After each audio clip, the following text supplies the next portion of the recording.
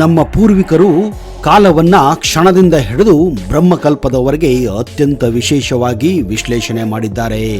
ಒಂದು ಸಂವತ್ಸರದಲ್ಲಿ 6 ಋತುಗಳು ಬರುತ್ತವೆ, ಒಂದೊಂದಕ್ಕೂ 2 ಮಾಸಗಳು. ಆಷಾಢದಲ್ಲಿ ಮುಹೂರ್ತಗಳು ಇರುವುದಿಲ್ಲ ಎಂಬುದು ಸಾಮಾನ್ಯ ತಿಳುವಳಿಕೆ. ಇದಕ್ಕೆ ಕಾರಣವೇನೆಂದರೆ ಆಷಾಢದಲ್ಲಿ ಬರುವ ಸಂಕ್ರಮಣ. ಸೂರ್ಯನು ಒಂದು ಮಾಸದಿಂದ ಇನ್ನೊಂದು ಮಾಸಕ್ಕೆ ಹೋಗುವ ಪರ್ವಕಾಲಕ್ಕೆ ಸಂಕ್ರಮಣ ಎಂದು ಕರೆಯುತ್ತಾರೆ. ಇದು ಉತ್ತರಾಯಣದಿಂದ ದಕ್ಷಿಣಾಯನಕ್ಕೆ ಸೂರ್ಯನು ಪಥ ಬದಲಿಸುವ ಸಂಕ್ರಮಣ ಕಾಲ. ಹೀಗಾಗಿ ಪೂರ್ವಿಕರು ಉತ್ತರಾಯಣದಲ್ಲಿ ಎಲ್ಲ ಮುಹೂರ್ತಗಳನ್ನ ಇಟ್ಟುಕೊಂಡಿದ್ದಾರೆ. ದಕ್ಷಿಣಾಯನದಲ್ಲಿ ಯಾವ ಮುಹೂರ್ತಗಳು ಇರುವುದಿಲ್ಲ. ಇದಕ್ಕೊಂದು ಪೌರಾಣಿಕ ಹಿನ್ನೆಲೆಯೂ ಇದೆ. ದೇವತೆಗಳು ಉತ್ತರಾಯಣದಲ್ಲಿ ಎಚ್ಚರವಾಗಿರುತ್ತಾರೆ, ದಕ್ಷಿಣಾಯನದಲ್ಲಿ ನಿದ್ರೆಗೆ ಜಾರುತ್ತಾರೆ.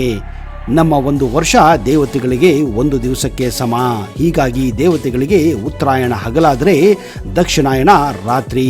ಇದೇ ಕಾರಣಕ್ಕೆ ನಮ್ಮ ಪೂರ್ವಿಕರು ಉತ್ತರಾಯಣದಲ್ಲಿ ಬರುವ ಯಾವುದೇ ಸಮಯದಲ್ಲಿ ಮುಹೂರ್ತಗಳನ್ನು ಇಡುವುದಿಲ್ಲ.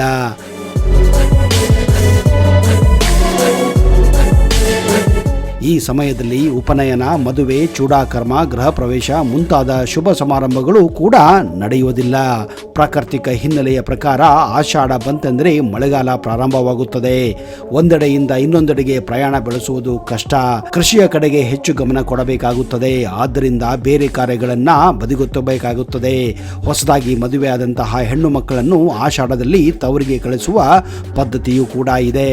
ಪತಿಯು ಕೃಷಿ ಕೆಲಸ ಅಥವಾ ತನ್ನ ನಿರ್ದಿಷ್ಟ ಕಾರ್ಯದತ್ತ ಹೆಚ್ಚು ಗಮನ ಕೊಡಲಿ ಎಂಬುದು ಇದರ ಹಿಂದಿನ ಉದ್ದೇಶವಾಗಿರುತ್ತದೆ. ಮುಹೂರ್ತಗಳು ನಿಷೇಧವಾಗಿದೆ ಎಂದ ಮಾತ್ರಕ್ಕೆ ಆಷಾಢ ಒಳ್ಳೆಯ ಸಮಯ ಎಂದರ್ಥಲ್ಲ.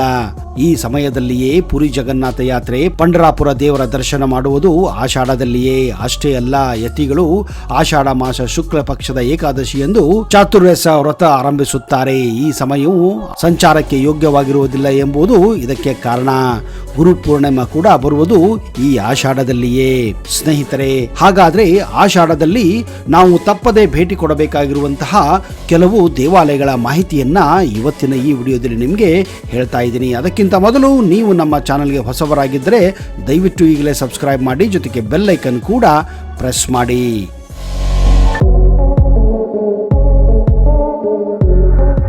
ನಮಸ್ಕಾರ ಸ್ನೇಹಿತರೆ, ನಿಮಗೆಲ್ಲ ಆತ್ಮೀಯ ಹಾಗೂ ಅದ್ದೂರಿ ಸ್ವಾಗತ. ದಕ್ಷಿಣ ಭಾರತದ ಸುಪ್ರಸಿದ್ಧ ತೀರ್ಥಕ್ಷೇತ್ರಗಳಲ್ಲಿ ಪಂಡರಾಪುರ ಕೂಡ ಒಂದು. ಈ ದೇವಾಲಯವು ಮಹಾರಾಷ್ಟ್ರದ ಸೋಲಾಪುರ ಹತ್ತಿರ ಇರುವ ಪಂಡರಾಪುರದಲ್ಲಿದೆ. ಅತಿ ಹೆಚ್ಚು ಭಕ್ತಾದಿಗಳು ನೀಡುವ ಸುಪ್ರಸಿದ್ಧ ದೇವಾಲಯ ಇದಾಗಿದೆ. ಈ ಪುಣ್ಯಕ್ಷೇತ್ರದಲ್ಲಿ ವಿಷ್ಣು ಸ್ವರೂಪಿಯಾದ ಪಾಂಡುರಂಗ ಸ್ವಾಮಿಯು ತನ್ನ ಪತ್ನಿ ರುಕ್ಮಿಣಿಯೊಂದಿಗೆ ನೆಲೆಸಿದ್ದಾನೆ. ಈ ದೇವಾಲಯದ ಸಮೀಪದಲ್ಲಿ ಚಂದ್ರಭಾಗಾ ನದಿ ಇದೆ. ಈ ಪಾವನ ನದಿಯಲ್ಲಿ ಸ್ನಾನ ಮಾಡಿದವರಿಗೆ ಸಕಲ ಪಾಪಕರ್ಮಗಳು ಪರಿಹಾರವಾಗುತ್ತವೆ ಎಂದು ಪ್ರತೀತಿ ಇದೆ. ವಿಶೇಷವೇನೆಂದರೆ ಸಾಕ್ಷಾತ್ ಭಗವಂತ ಪುಂಡಲೀಕನ ಕಮಲದಂತಹ ಪಾದಚರಣಗಳನ್ನು ಮುಟ್ಟಿ ಭಕ್ತಿಯಿಂದ ಇಲ್ಲಿ ನೀವು ನಮಸ್ಕರಿಸಬಹುದು. ಪಂಡರಾಪುರಕ್ಕೆ ಭೇಟಿ ನೀಡಲು ಅತ್ಯಂತ ಉತ್ತಮ ಕಾಲಾವಧಿ ಅಂದರೆ ಜೂನ್ ಮತ್ತು ಜುಲೈ ತಿಂಗಳು. ಈ ತಿಂಗಳು ಆಷಾಢ ಮಾಸ ಇರುವುದರಿಂದ ವಿಠ್ಠಲನಿಗೆ ವಿಶೇಷ ದಿಂಡಿ ಉತ್ಸವ ಕೂಡ ನಡೆಸಲಾಗುತ್ತದೆ. ಆಷಾಢ ಏಕಾದಶಿ ಮತ್ತು ಕಾರ್ತಿಕ ಏಕಾದಶಿ ಎಂದು ವಿಶೇಷ ದಿಂಡಿ ಉತ್ಸವ ಇಲ್ಲಿ ನಡೆಯುತ್ತವೆ. ಈ ದೇಗುಲವು ಭಕ್ತರ ದರ್ಶನಕ್ಕಾಗಿ ಮುಂಜಾನೆ 4 ಗಂಟೆಯಿಂದ ರಾತ್ರಿ 11 ಗಂಟೆವರೆಗೂ ತೆರೆದಿರುತ್ತದೆ.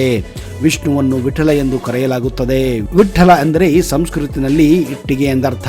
ಇಟ್ಟಿಗೆ ಮೇಲೆ ವಿಷ್ಣು ನಿಂತಿದ್ದಕ್ಕೆ ಅವನನ್ನ ಇಲ್ಲಿ ವಿಠಲ ಎಂದು ಕರೆಯುತ್ತಾರೆ. ಇನ್ನು ಕೆಲವು ಮೂಲ ಪ್ರಕಾರ ಪಂಡರಾಪುರದಲ್ಲಿರುವ ವಿಠಲನ ಮೂರ್ತಿಯನ್ನು ಶ್ರೀಕೃಷ್ಣ ದೇವರಾಯನ ವಿಜಯನಗರ ಸಾಮ್ರಾಜ್ಯದಲ್ಲಿ ಹಂಪಿಯ ಕಾಲದಲ್ಲಿ ವಿಜಯ ವಿಠಲ ಮಂದಿರದಲ್ಲಿ ಪ್ರತಿಷ್ಠಾಪಿಸಲಾಗಿತ್ತು ಎಂದು ನಂಬಲಾಗಿದೆ. ಮೇಲುಕೋಟೆ ಆಷಾಢ ಮಾಸದಲ್ಲಿ 9 ದಿನಗಳ ಜಾತ್ರಾ ಮಹೋತ್ಸವ ಎಂದೇ ಪ್ರಸಿದ್ಧಿಯಾಗಿರುವ ಶ್ರೀಕೃಷ್ಣ ರಾಜಮುಡಿ ಮಹೋತ್ಸವವು ಮೇಲುಕೋಟೆಯ ಶ್ರೀ ಚಲುವನಾರಾಯಣ ಸ್ವಾಮಿ ದೇವಾಲಯದಲ್ಲಿ ನಡೆಯುತ್ತದೆ. ಬ್ರಹ್ಮದೇವನಿಂದ ಆರಾಧಿಸಲಾದಂತಹ ದಿವ್ಯ ಮಂಗಳ ರೂಪನಾದ ಶ್ರೀ ಚಲುವನಾರಾಯಣ ಸ್ವಾಮಿಗೆ ವರ್ಷದಲ್ಲಿ 2 ಬಾರಿ ಮಹಾಭಿಷೇಕ ನೆರವೇರಿಸಲಾಗುತ್ತದೆ.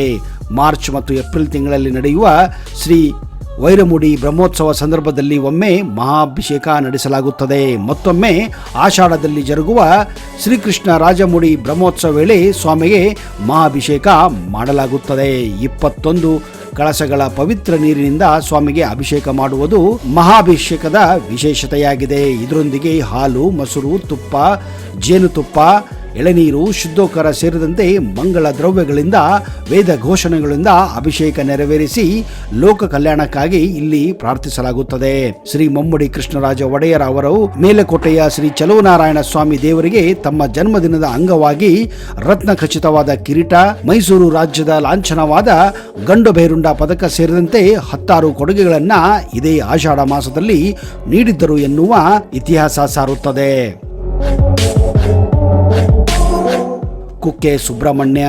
ಈ ದೇವಾಲಯವು ಶಿವಪಾರ್ವತಿಯರ ಪುತ್ರ ಕಾರ್ತಿಕೇಯನಿಗೆ ಸಮರ್ಪಿತವಾಗಿದ್ದು, ಇಲ್ಲಿ ಕಾರ್ತಿಕೇಯನನ್ನ ಸುಬ್ರಹ್ಮಣ್ಯ ಎಂದು ಪೂಜಿಸಲಾಗುತ್ತದೆ. ದೈವಿಕ ಸರ್ಪ ವಾಸುಕಿ ಮತ್ತು ಇತರೆ ಸರ್ಪಗಳು ಗರುಡನಿಂದ ಬೆದರಿ ಒಳಗಾದಾಗ ಸುಬ್ರಹ್ಮಣ್ಯ ಆಶೀರ್ವಾದದೊಂದಿಗೆ ಆಶೀರ್ವಾದ ಪಡೆದಿರುವ ಕತೆ ನಿಮಗೆಲ್ಲ ಗೊತ್ತು. ಹಿಂದೆ ಸುಬ್ರಹ್ಮಣ್ಯವನ್ನ ಕುಕ್ಕೆ ಪಟ್ಟಣ ಎಂದು ಕರೆಯಲಾಗುತ್ತಿತ್ತು. ಆದಿಗುರು ಶ್ರೀ ಶಂಕರಾಚಾರ್ಯರು ತಮ್ಮ ದಂಡಯಾತ್ರೆಯಲ್ಲಿ ಈ ಸ್ಥಳದಲ್ಲಿ ಬೀಡು ಬಿಟ್ಟಿದ್ದರು ಎಂದು ನಂಬಲಾಗಿದೆ. ದಿವ್ಯ ಹಾಗೂ ಪವಿತ್ರ ಕ್ಷೇತ್ರವಾದ ಸುಬ್ರಹ್ಮಣ್ಯವು ಧಾರಾ ನದಿಯ ದಡದಲ್ಲಿದೆ. ಇದರ ಮೂಲಕವೇ ನೀವು ಕುಮಾರ ಪರ್ವತಕ್ಕೂ ಕೂಡ ಹೋಗಬಹುದು. ಈ ದೇವಸ್ಥಾನವನ್ನ ಪ್ರವೇಶಿಸುತ್ತಿದ್ದಂತೆಯೇ ಗರ್ಭಗುಡಿ ಮತ್ತು ಪ್ರವೇಶದ್ವಾರದ ನಡುವೆ ಬೆಳ್ಳಿಯಿಂದ ಆವೃತ್ತವಾದ ಗರುಡ ಸ್ತಂಭವಿದೆ. ಒಳಗೆ ನೆಲೆಸಿರುವ ವಾಸಿಕೆಯ ಉಸಿರಾಟದಿಂದ ಉಂಟಾಗುವ ವಿಷಕಾರಿ ಜ್ವಾಲೆಯಿಂದ ಭಕ್ತರನ್ನು ರಕ್ಷಿಸಲು ಈ ಸ್ತಂಭವನ್ನ ಇಲ್ಲಿ ಇರಿಸಲಾಗಿದೆ ಎಂದು ನಂಬಲಾಗಿದೆ.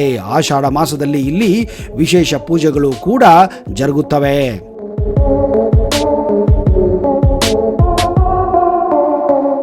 ಚಾಮುಂಡೇಶ್ವರಿ ದೇವಸ್ಥಾನ ಮೈಸೂರಿನ ಚಾಮುಂಡೇಶ್ವರಿ ದೇವಾಲಯದಲ್ಲಿ ಆಷಾಢ ಶುಕ್ರವಾರಂತೂ ತುಂಬಾನೇ ವಿಶೇಷವಾಗಿರುತ್ತದೆ.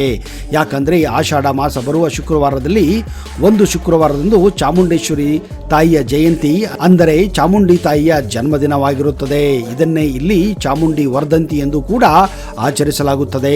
ಆಷಾಢ ಶುಕ್ರವಾರದಂದು ಲಕ್ಷಾಂತರ ಭಕ್ತರು ದೇವಿಯ ಅನುಗ್ರಹವನ್ನು ಪಡೆದುಕೊಳ್ಳುವುದಕ್ಕಾಗಿ ಈ ದೇವಾಲಯಕ್ಕೆ ದೇಶ ವಿದೇಶಗಳಿಂದಲೂ ಕೂಡ ಆಗಮಿಸುತ್ತಾರೆ.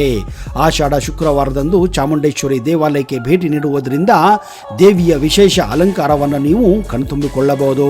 ಚಿನ್ನದ ಪಲ್ಲಕ್ಕಿಯ ದೇವಿಯ ಮೆರವಣಿಗೆಯನ್ನು ನೀವು ನೋಡುವ ಭಾಗ್ಯ ಪಡೆದುಕೊಳ್ಳಬಹುದು. ದೇವಿಯ ವಿಶೇಷ ಮಂತ್ರಗಳ ಪಠಣವನ್ನು ಕೇಳಬಹುದು. ದೇವಿಗೆ ಮಾಡುವ ವಿಶೇಷ ಪೂಜೆಯಲ್ಲಿ ನೀವು ಕೂಡ ಪಾಲ್ಗೊಳ್ಳಬಹುದು.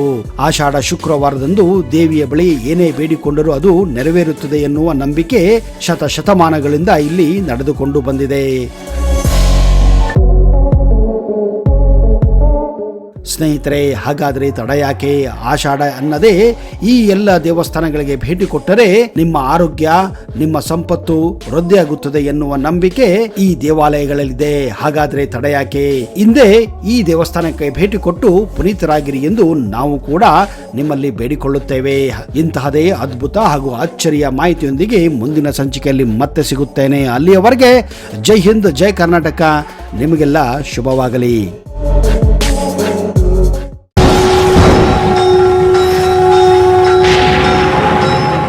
ಶ್ರೀ ಮಹಾಪ್ರತ್ಯಂಗಿರ ಚೌಡೇಶ್ವರಿ ಜ್ಯೋತಿಷ್ಯ ಫಲ, ಪಂಡಿತ್ ವೈದ್ಯಮೋಡಿ ರಾಮಜ್ಜ, ಶ್ರೀ ಆಂಜನೇಯ ಸ್ವಾಮಿಯ ಆರಾಧಕರು, ಇಂಡಿಯನ್ ಫೇಮಸ್ ಅಸ್ಟ್ರಾಲಜರ್.